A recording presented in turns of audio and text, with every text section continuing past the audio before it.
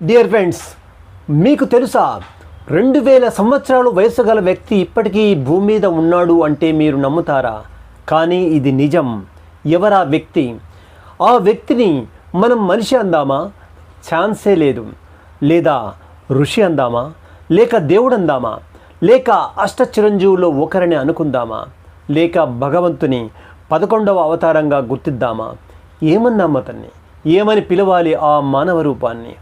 ఒక దివ్యాత్మ మానవ రూపంలో ఈ భూమి మీదకి వస్తే మనిషి నుండి మహామనిషిగా, జ్ఞానిగా, యోగిగా, మృత్యువు జయించిన చిరంజీవిగా, దేవునిగా, ఆ మహాదేవుని ప్రతిరూపంగా కనిపిస్తే ఆయనను ఏమనాలి? మహావతార్ బాబాజీ.